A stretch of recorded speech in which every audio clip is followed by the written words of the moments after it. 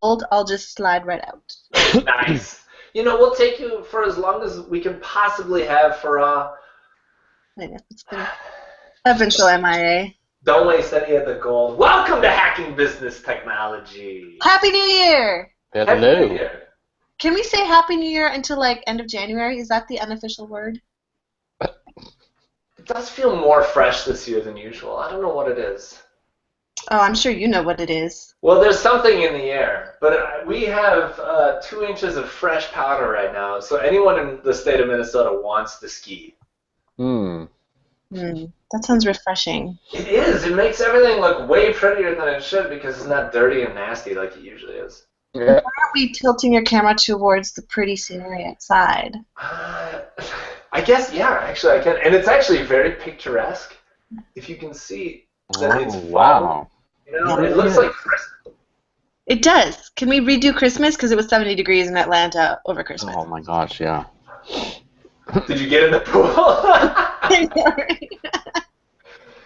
No, I think one of the reasons I think it's fresh is my wife wants to paint my office, which, of course, another reason to tilt the camera. There's a sample over there. Nope, that one didn't win. But gray is in. Gray is in right now. Gray is in. I need something a little more bold. Yeah. If you can imagine. Gray's kind of blah.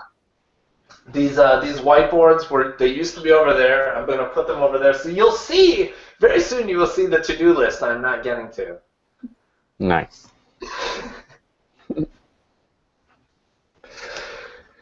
So, new year, lots of new things. Yeah. So what do you think? Like, I haven't seen an incredible amount of New Year posts like amongst the service management experts that have been really there's no top 5 for 2016 list. Yeah. Like we've seen previously.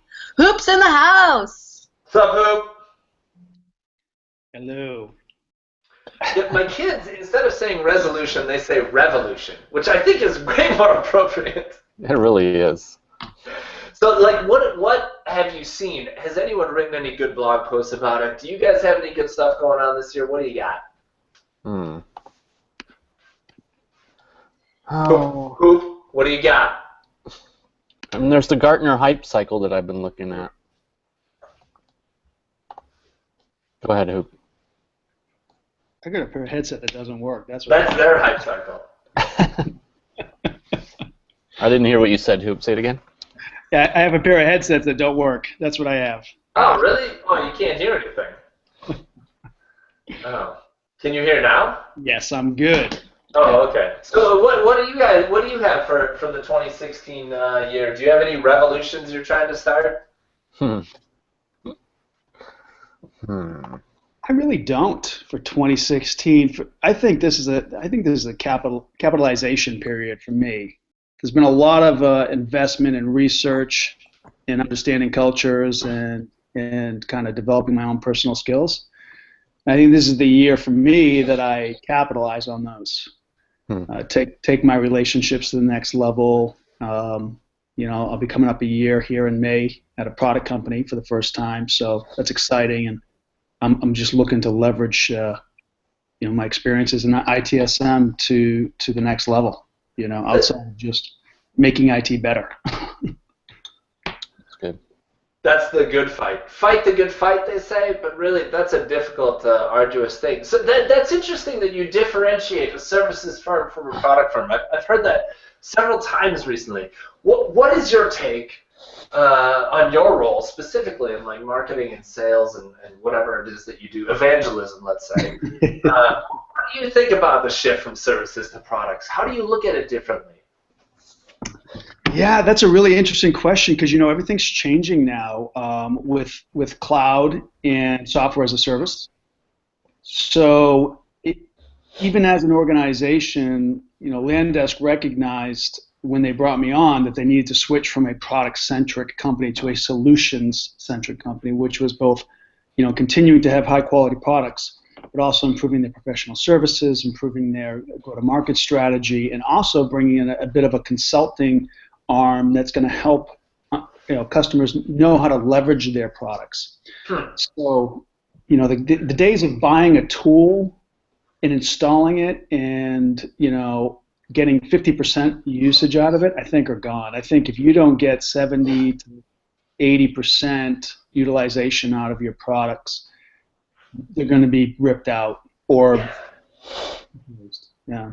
Yeah, I like that. But doesn't that suggest perhaps that it would be more product centric, right? Like, isn't the trend more towards these what do I want to say, like segregated silos of something that does it really well, and we pay you for it, and we get 100% utilization out of it all the time. Mm. Yeah, you know what it comes down to? I would say it becomes more customer centric. Yeah. Right? So like one of the things, it's really interesting, not to air dirty laundry, but it is this podcast, so it is, there's sometimes internal struggles between product management and sales engineering.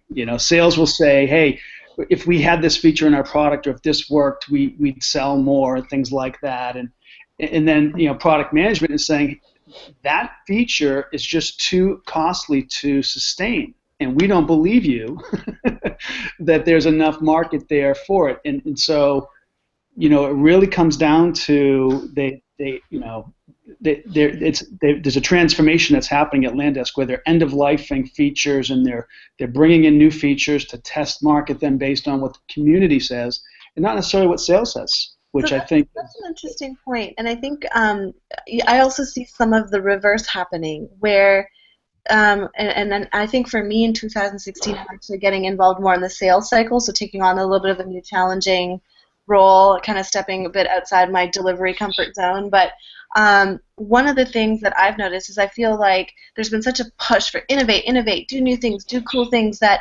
then those features are actually out innovating the majority of most organizations or the demand for what they need.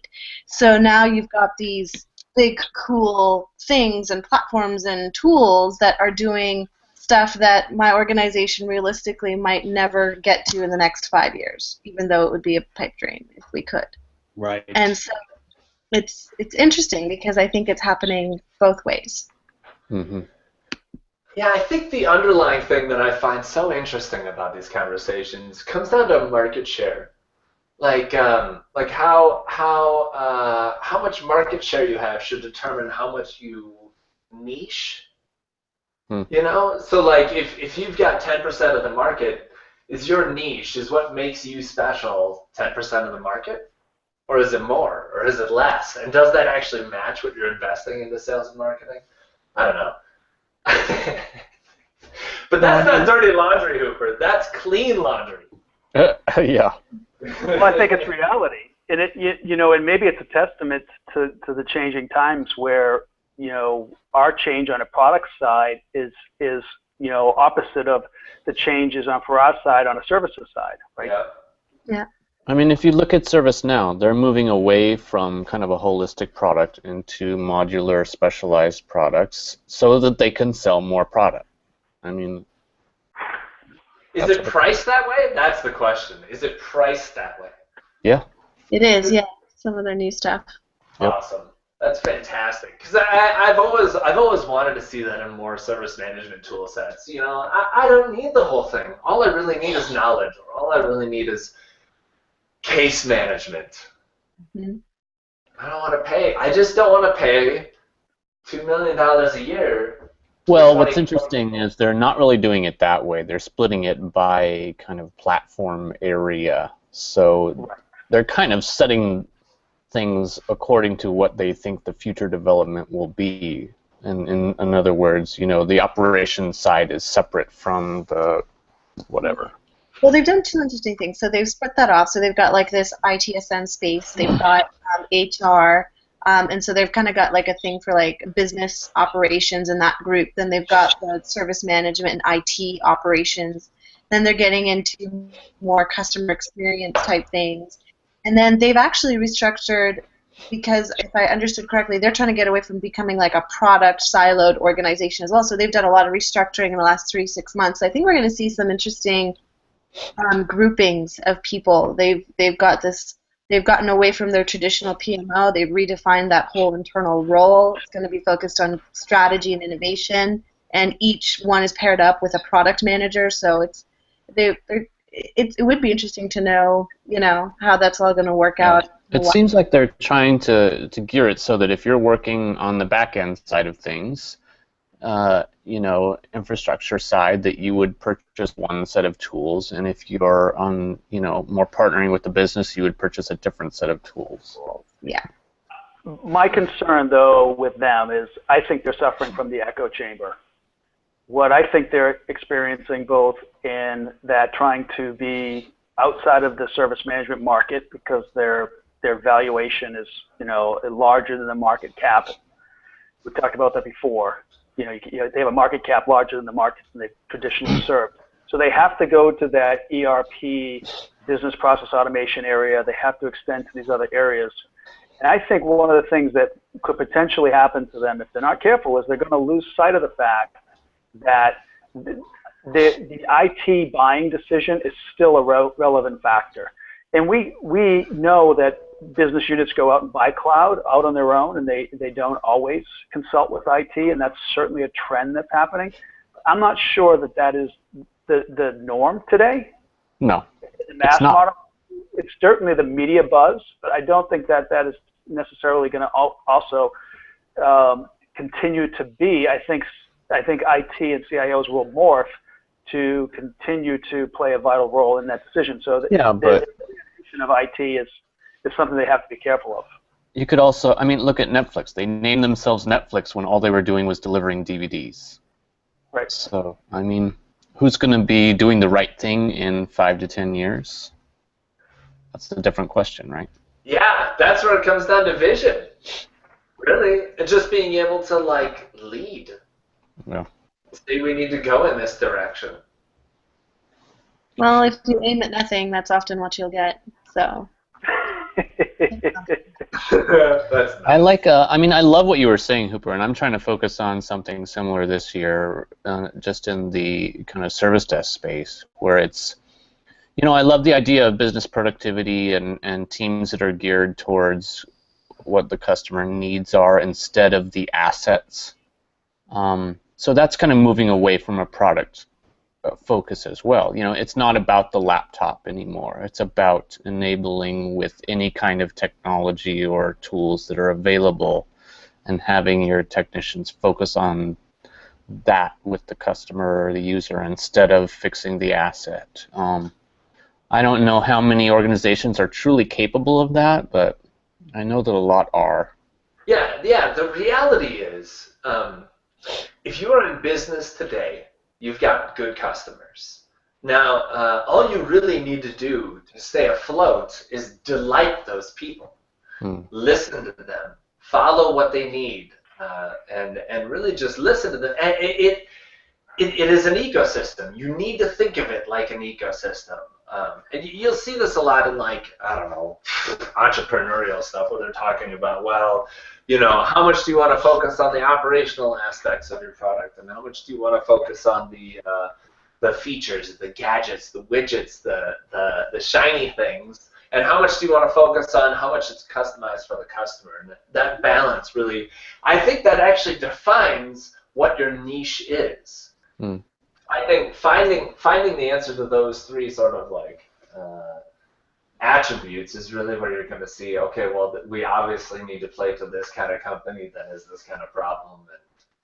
And it's interesting because I think why people might shy away from that, so Mark, coming back to your point, right, is if we take it away from that asset focus and fix an asset focus, there's this fear, well, if I'm a doctor and my laptop doesn't work, I don't have access to my medical records, and they get really caught up in that linear, this is my asset and it's critical to my job. But I think one thing that I noticed, I was reading an article related to the healthcare field actually just this week, and it was these doctors were playing with, one of them had an interest in Google Cardboard, where you have, it's that little contraption where you can stick your phone in, a 2D picture, a flat picture, and it makes it 3D. Well, just that concept of play and him being inspired to play with or tinker with technology actually ended up having a real effect on a human life, and he was able to do a heart transplant or not even a transplant, I think just heart surgery on a 10-month-old baby and save her life because she was born without one lung and half of a heart. And they used that little Google card box to get that 3D image of that heart so they could figure out what to do. And the only reason why is because their imaging machine in the hospital actually had broken down that day. Wow. So imagine, if we enabled even the people that we think have the most critical professions that need everything to be working technology-wise, if we enabled that play, bringing in new technology, bringing in just tools to tinker with, could spark that kind of new or different way of doing things that could end up becoming something as life-saving as that. Labs. You need labs. I think this is the imperative that DevOps has been driving. You need to be able to just test stuff. It is what everyone on this podcast and any guest we've ever had has been doing for years. Try lots of different things. When they screw up, learn from it. Try it again later when it's not going to do that again. Sure, but IT has this mentality that that's great and good within IT, but it should never be that way with the user. And you need to segregate it. Even in the biggest company, you still need to provide the same services that you always do. But if you don't give, whether it's in IT or in the business or whatever, you just need to be open.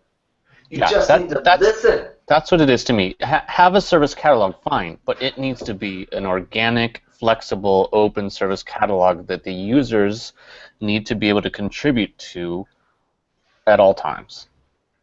Yeah. We actually had this discussion recently at Maryville, specifically, how we were talking about service catalog versus service catalog, the portfolio aligned one. I'm going to order stuff versus these are the services we provide. And very quickly it moved into business strategy, almost immediately, because the services that you provide should align to what you do. Right. That's probably been my biggest 2015 push in my blogs, which you opened up with, says I've been really trying to hammer that home, is the business services focus. Yeah. Yep. Shadow IT is, all it is a sign that you're not focused enough. That's right. Everything we've been doing for centuries is signs that we're not focused enough. It's competition, right? And it's funny because when you look back, if you look back at it now with your eyes wide open about what ITIL has taught and what it has preached about being a service provider and competitive differentiations and market options and how you have to show value, you in essence created the marketplace in which you became defeated in. Totally. That's beautiful. That was pretty good. That was beautiful. We are going to save that. That will be the trailer for next week's episode. Because it was still focused on being a service provider and not a partner in the end, Yeah, it's not about enablement, it's about control, and no one wants to be controlled. Everybody wants help. It's interesting that we can, when you look at things like hype cycles, it's baffling to me that we can hype something like, like this, business productivity and flexibility and all this, and at the same time, ITAM is hotter than ever. Oh my God, it's so true. How is that possible? It's because the foundational stuff, ITAM is hard. The foundational stuff is hard. Sure. It's because and it's not new and shiny. That's because it's quote unquote hard because it's actually 20% tool, 80% process, and people think ITAM and they go straight to tools. Right. Well, and they probably think we can't be flexible until we get this foundation down. So please, can we get this down so we can start doing the cool stuff we want to do? I mean, I'm hoping that's what it is. Well, the reality is that most of the time, people don't have ownership of it. There isn't a clear owner of ITAM. Everyone knows that they need it, but no one's taking the torch and just carrying it. Even if it's as simple as an Excel spreadsheet. I mean, it's a terrible example, of course. However, in many organizations, that's where it needs to start, because if you don't have that already, that's a major jump. And if it's not a major jump for you today, it's at least a major jump for where you're going to be tomorrow. Imagine an implementation of ITAM where someone says, here are all my assets, here are all the people they're assigned to, here's where they are, here's the last time I saw them. Like, if you walked into an organization and they said that, you would say, why the hell did you pay for us? That doesn't make sense. You've already got it all. You just need to put it from here to there and this other thing. That's And by the way, 3 years from now, based on this trend, here's what we predict we'll be using. And so the hard work of getting that data, building the Excel spreadsheet can be tough. Man, all you got to do is hire a bunch of summer interns and tell them to go and like walk every floor. Not that I'm saying this as a scarred intern myself. So Patricia Adams and I just did a webinar on integration of ITSM and ITAM and the value of it. You said webinar. Do a shot. She's a rock star on this stuff. But you know, one of the things is it's, you know, discovery and inventory are not the solution to your asset management strategy. If it's not about your deployment and your change and your release and your project management integration, why are you buying that asset? Why are you deploying that asset? Who's modifying that asset? Why are we replacing those assets? It's about the why. And that's the biggest thing about asset management that's so funny to me is, Mark, you're spot on. It's so hot, and everybody's thinking about it, but nobody's stepping back and saying, wait a second, didn't we do this in 1997? Yeah, really. And again in 1999 in prep for 2000. Exactly. Exactly. Totally Y2K, we were doing this all over again, right? Because no one thought about, well, let's create the inventory of assets. Let's relate them back to the critical business functions. But then let's maintain it through change control. Let's get all of our assets into a release record so we know what's modifying. And then as we go to release, and if we see that it was different than what it was supposed to be, the as is different, well, then we flag that as an incident. Because that's reality is that something changed this and they didn't put a record in place, or we have a security breach. It's one or the other, right? But it still baffles me because 4 years ago, BYOD was the hot topic, and it was about losing control of assets altogether. And so then ITAM became more hot. It's just, I still believe that the end vision here is no assets. I mean, or at least disposable assets that, you know, don't matter. Yeah. I mean, I've been part of a couple companies where they have had no assets. It works really well, at least from an employee perspective. Now, there might be something else I'm missing. Right. Well, they have to have you have to have data, right? You have to have IP someplace. You'll always have to have assets. Assets are critical to business. Okay. No, but I mean personally owned and maintained assets. You're talking about personnel enablement. Yeah. No, we don't need to have. That can be disposable assets. Absolutely. Yeah. And it's because people say, well, security this, security that. My Mac doesn't mean anything. My phone and tablet, they don't mean anything. Now, what they have access to, the data. But that's still somewhat unusual, Hooper. I still think in most corporations, even your C-levels, people have to worry about data, not losing data on their assets or getting them access, you know, from the configuration that's on their asset. It's amazing how far off. I mean, why does anyone need to be told, make sure you back up your data on your laptop? And yet I still hear it. Yeah, it's crazy. Yeah. No. Well, my 2016 revolution is #be open. Yeah, open design. I am such a fan of open design right now. So here's a question for you guys, because I looked at Docker and said, wow, because they were open and they took off in the marketplace and they redefined containers, which has been around for 15 years, but all of a sudden got traction. I'm on the OTRS mailing list, which is an open service management platform. That was their premise, has always been. Why hasn't that thing taken off? Well, they don't invest in it. They're not investing in it.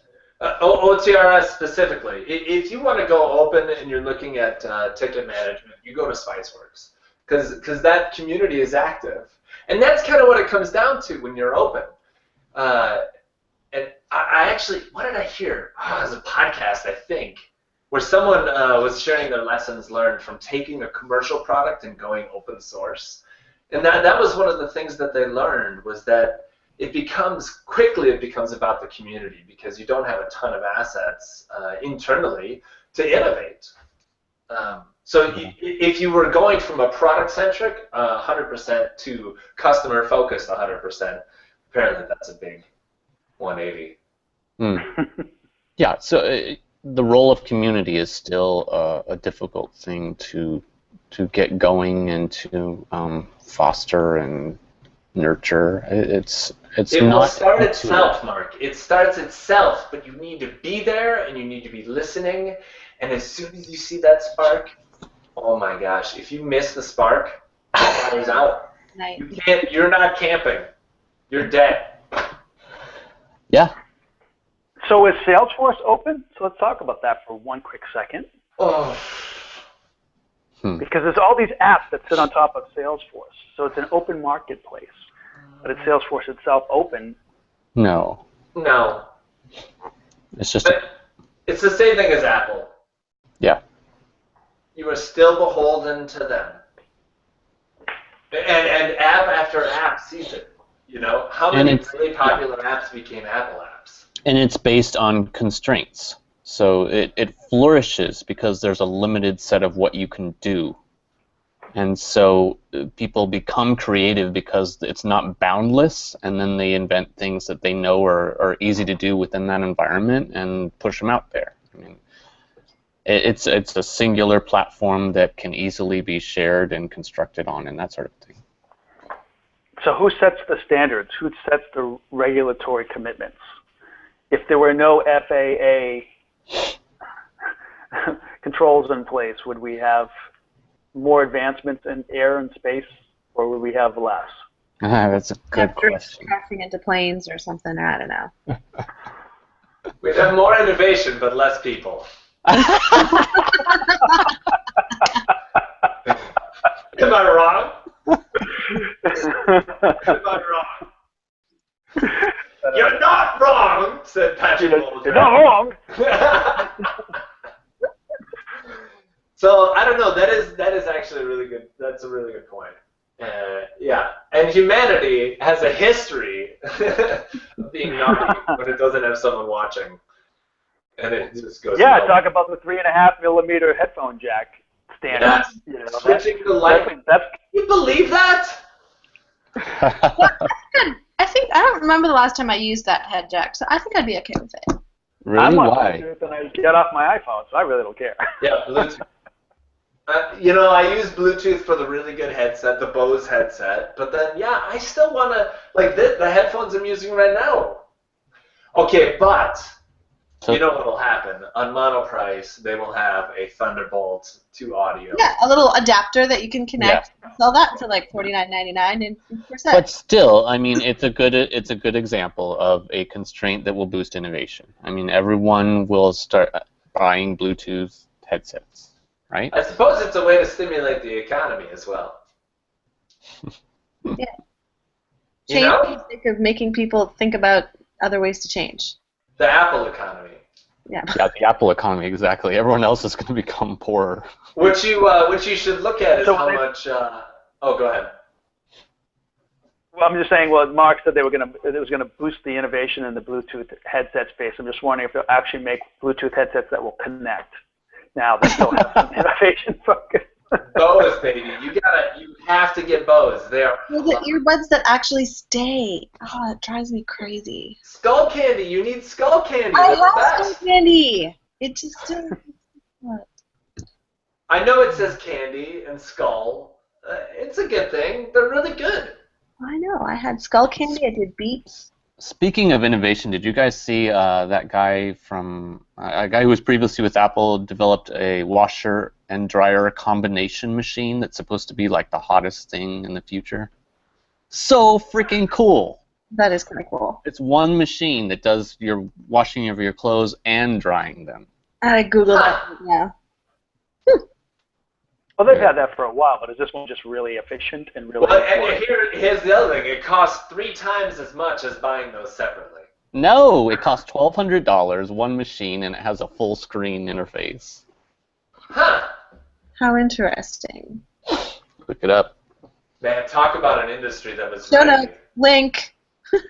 The other thing that Samsung announced was being able to order groceries on your fridge by a touchscreen, and immediately everyone with a child was like, no, never.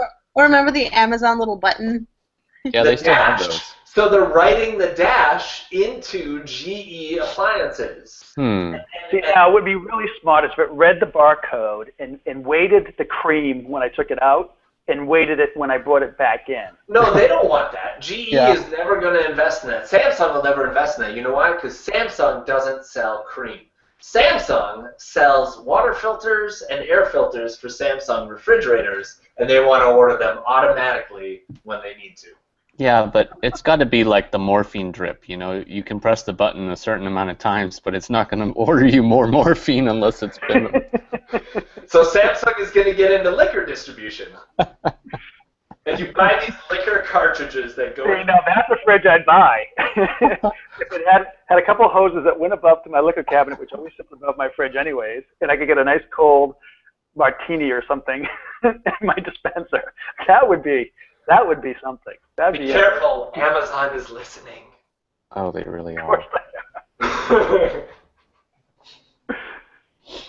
Oh, it feels so wrong to sign off when Farah left, because she disconnected. Oh. The last thing I wanted to share real quick is if you've been following the podcast for, God, how many years have we been on now? We used to use this great application that allowed you to open your calendar to anyone to be able to book you. Do you remember the name of it, Hooper? Doodle. Doodle. Doodle me. Terrible name, but there's a new one that I found actually called Time Trade, and it does a very similar thing. It's focused on sales, but I think you can just buy the calendar portion called timetrade.com. Check it out. Yeah, they used to be the CEO used to be a guy named Ed Mallon. He was one of my mentors at SMAC, because Boston-based company, and he would come down to the startup area there and mentor a couple groups, and he was one of my mentors. Good guy, good company. Stole all your ideas. Yeah. Yeah, we actually integrated it into SMAC, but it's great technology. It is great. Absolutely great. So awesome. Well, that's how you hack business technology, you know, if you want to. It's a new year, whatever. Whatever. Maybe do it in 2017. Whatever you got to do. We'll see you next week. Bye, everybody. Bye, everybody. Bye.